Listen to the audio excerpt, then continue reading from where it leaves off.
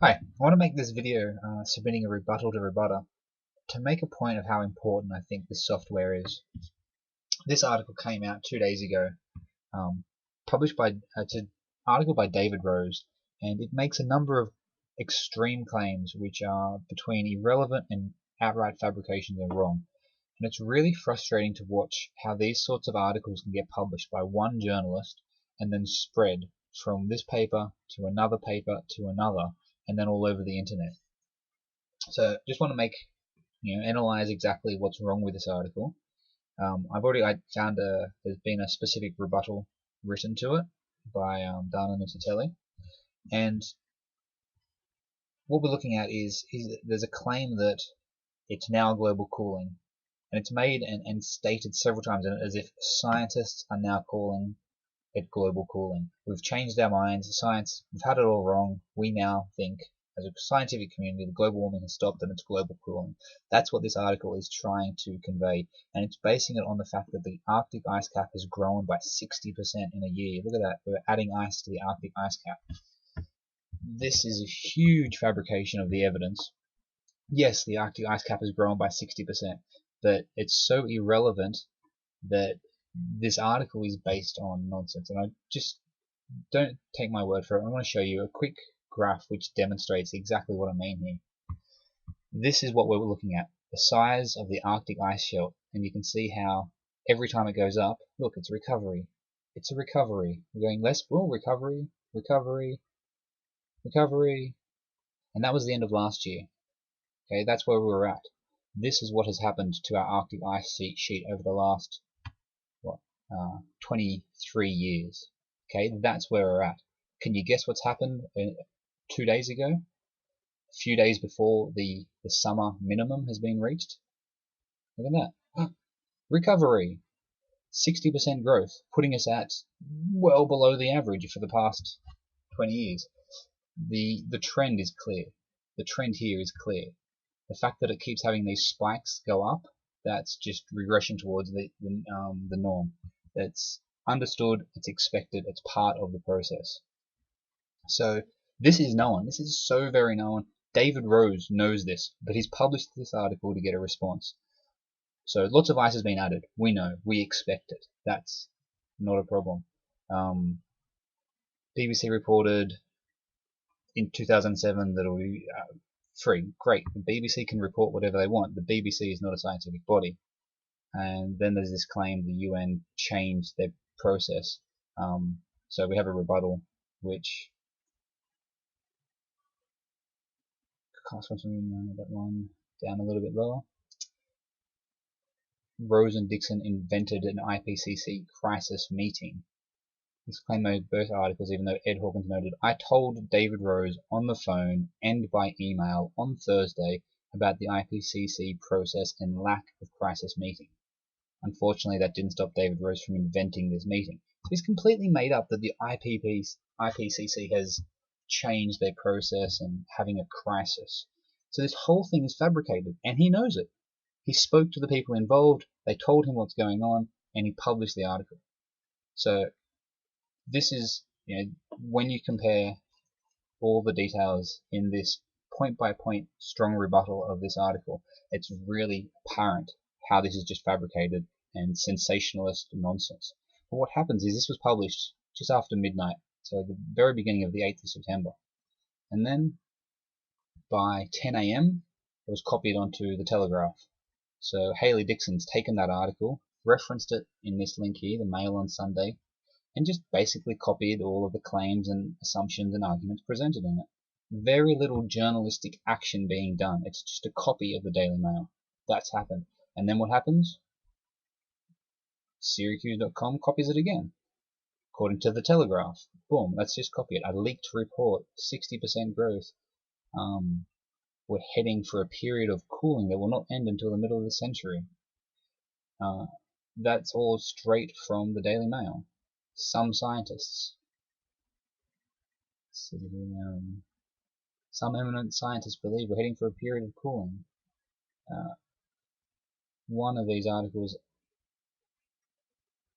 anyway, so it goes on. This taken up in Newsmax, taken up in Canada Free Press, taken up in the Express, Catholic Online, and they're all just copies of copy.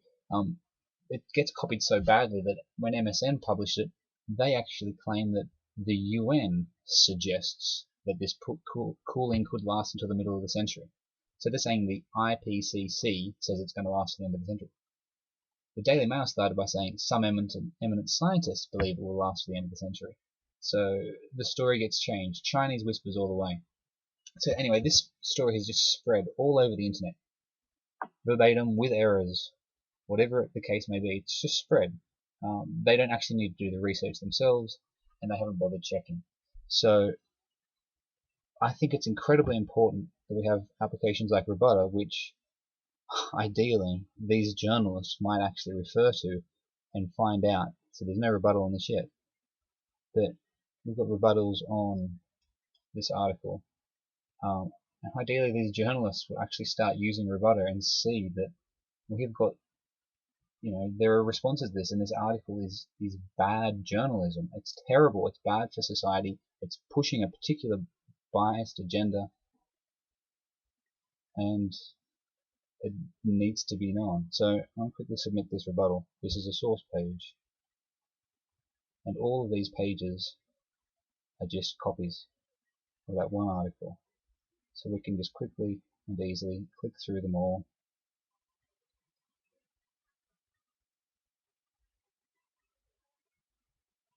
and add them all.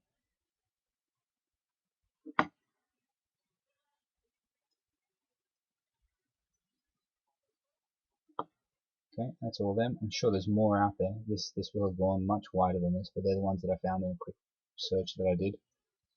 So what we've got here down is this rebuttal is a really solid, systematic one.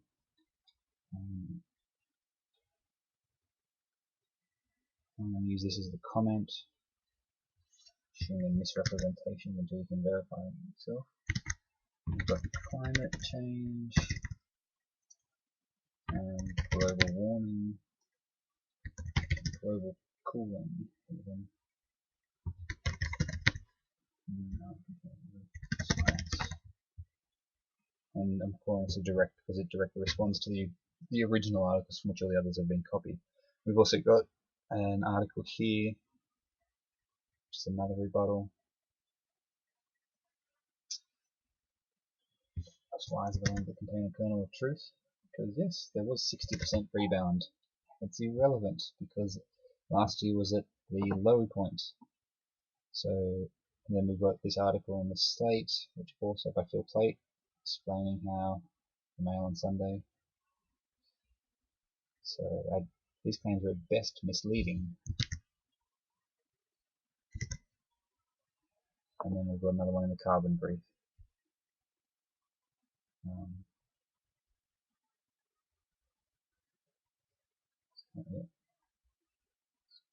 The same eminent. So this has got again systematic point-by-point rebuttal. Now, only we could get. So now we can submit these rebuttals.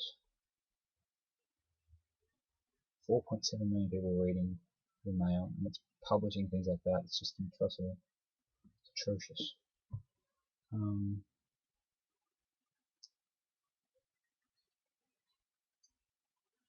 Yeah, 500 and whatever really took to tell you what's actually going on. Yeah, done. Direct rebuttal, submit. So now I've just submitted 1, 2, 3, 4 rebuttals to all these pages. Come up. And now whenever anyone hits any of these pages, refresh.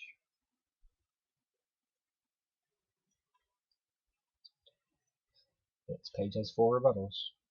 Yep, links them to all of them. Links anyone to all of them.